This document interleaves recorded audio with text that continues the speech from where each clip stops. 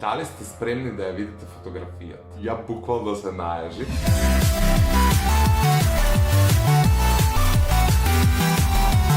И здраво на сите и добродојавте назад на мојот YouTube канал. Како што гледате по насловот, денеска одлучив да снимам трет дел од вашите паранормални искуства. Ова е дефинитивно еден од вашите омилени серијали на мојот YouTube канал, што ми е исклучително драго и ќе се потрудам се почесто да снимам вакви видеа. Доколку сакате да учествувате во четвртиот дел од вашите паранормални искуства, не заборавајте да го заследите мојот Instagram профил за таму да ми ги пишувате вашите паранормални искуства, чудни сонови и случувања. Меѓутоа, со една напомена. Не ми ги пишувајте вашите паранормални искуства додека на стори не објавам дека ќе снимам вакво видео. Затоа што ми се губат пораките, немам ниту ред, ниту крај и подоцна не можам да ги најдам вашите паранормални искуства. Така што активно следете ги моите инста сториња и во оној момент кога ќе објавам известување дека планирам да снимам четврт дел од вашите паранормални искуства, тек тогаш пишувајте ми ги вашите паранормални искуства. Просто невозможно е да ги земам предвид сите ваши паранормални искуства, но секогаш се трудам да им обрнам внимание на сите и да одвојам неколку кои ќе ги прочитам во видео. А за денеска имаме богами доста добар материјал, така што не би сакал да должам со најавата. Пред и официјално да започнам, не заборавајте да го лајкнете видеото доколку сакате да го продолжам овој серијал, а ние може да почнеме веднаш. Беше лето 2018 година. Јас бев во село кај баба ми, додека моето семејство не беше со мене. Бидејќи куќата на баба ми е на 2 спрата, јас секогаш спиев горе сама. Околу 2 часот јадев и тргнав кон ходникот да заклучам за да си легнам.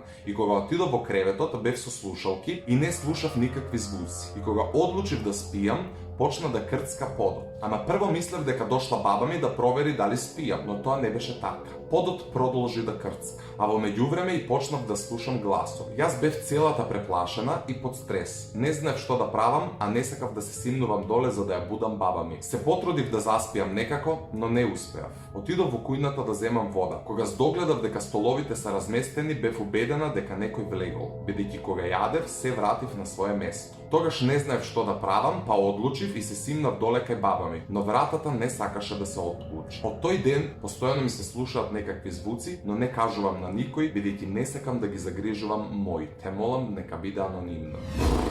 Да, крипи, скроз крипи. Не знам како би реагирал да влезам у соба и се некако да е поместено. Ниту знам како би реагирал ако постојано слушам некакви звуци. Меѓутоа верувам дека не ти било seедно и не ти е seедно, особено кога нештата се случуваат во 2 саца бајле. Како и да е, избегнувај да спиеш кај баба ти. Тоа ти е мојот единствен совет. Следното искуство вели се случи пред околу месец дена. Во собата бев сама, гледав филм на телевизија. Часот беше нешто околу 23:30. Далечинското беше оставено на другиот кревет. Одеднаш почна да се менуваат програмите, а на телевизорот покажуваше како се пишуваат бројките на секоја следна програма. Исто така чувствував како гласот се намалува и во еден момент телевизорот се исклучи. Бев сигурна дека нема некој тајмер за исклучување. По 20 на секунди телевизорот повторно се вклучи и од програмата на која беше веднаш се префрли на таа каде што го гледав филмот. Целото ова траеше можеби 2 до 3 минути. Сепак ништо не ми беше јасно. Ни мене не ми е јасно. Језиво у секој случај, мојот телевизор на пример, доколку не го користиш 3 часа, сам се исклучува. Меѓутоа никогаш ми се нема случано да се менува програмата, да се попушта сам, така што не знам што ти се случило. Следната приказна е баш онака крипи, така што спремете се. Здраво! Имам јас едно паранормално искуство и до ден денес немаме никој одговор. Јас како студент живеев во стан во аеродром со 2 цимерки. Една вечер јас земав да го чистам станот. Едната учеше биохемија во дневната, а другата беше во нејзината соба. Јас почнав дневната да ја чистам, ги извадив сите перничиња од троседот и ги ставив од десната страна. Кога ја завршив собата, сакав да ги земам перничињата, но ги немаше. Се свртев на кај едната цимерка што учеше на масата да не ги зеде. Таа одговори дека ме видела дека ги ставив од десната страна, но потоа продолжила да учи и не обрнала внимание што се случува. Отидов во другата соба да ја прашам другата цимерка, таа немаше појма за што зборувам бидејќи таа воопшто не дошла во дневната. Ги викнав, им раскажав и заедно почнавме да бараме. Ги најдов позади мојот кревет во собата која беше премногу далеку од дневната. Сите се исплаши исплашивме и му предложив да го земеме од мојата соба темјанот за да го прокадиме станот. На местото каде што секогаш стоеше, го немаше. Трите заедно баравме и не можевме да го најдеме. Сите исплашени спиевме заедно во една соба на еден кревет. Утредента сите заедно станавме и кога влеговме во мојата соба, темјанот стоеше на истото место. Не знам што се случи таа вечер, а претходно знаеше во тој стан мојот лаптоп исклучен и затворен да пеи некои језиви песни и не знам од каде идеја. Кога го отворав, престануваа звуците. Истиот лаптоп до ден денеска го имам и се нема случено така. Поздрав најдобар си и доколку не го објавиш не е важно, но до ден денес збориме за овие мистериозни случки со цимерки. Пред се ти благодарам на поддршката, поздрав и за тебе и за твоите цимерки и да, ова е навистина застрашувачка приказна. Предпоставам дека повеќето од луѓето би ти кажале не си посветила внимание додека чистиш па си ги тутнала вамо или таму, меѓутоа ако перничињата од дневната соба завршиле позади креветот во твојата соба која притоа била оддалечена од дневната соба е малку чудно, а од друга страна немам објаснување, немам идеја што би можело да биде, што би се случило. Дали можеби тој стан има некаков придонес во тоа, затоа што ете ми зборуваш и за лаптопот кој затворен и исклучен испуштал некакви звуци, а истиот и ден денеска го користиш и не ти се случува тоа. Не знам, меѓутоа постојат еден куп теории на заговор во однос на тоа какви станови постојат, какви куќи постојат и ајде целиот проблем да му го препишеме на станот. Така некако полесно ќе ви биде за да продолжите да живеете нормално, затоа што ваквите ситуации колку и да се смешни на прва, сепак се застрашувачки. Не ти е седно кога нешто ќе ти се случи да преминеш преку тоа туку така. Следното искуство што ќе ви го прочитам ми е можеби и омилено затоа што имаме и докази. Имаме фотографии. Да, сликата кажува се. Јас и моето момче седевме кај една зграда. Зад нас имаше ѕид. Долг период поминовме таму. Се сликавме и на сликата се појави малечко лице, како сенка. Ние не го забележавме и по некое време си отидовме. По кратко време, откако заминавме, ги гледавме сликите и го видовме тоа лице. Малце се исплашивме и целата вечер собиравме храброст да се вратиме и да видиме дали има нешто на ѕидот. Во 3 часот отидовме на местото и немаше ништо. Јас многу се исплашив во тој момент и се уште немам поминато од таму. Те молам анонимно. Дали сте спремни да ја видите фотографијата? Ја буквално се наежив.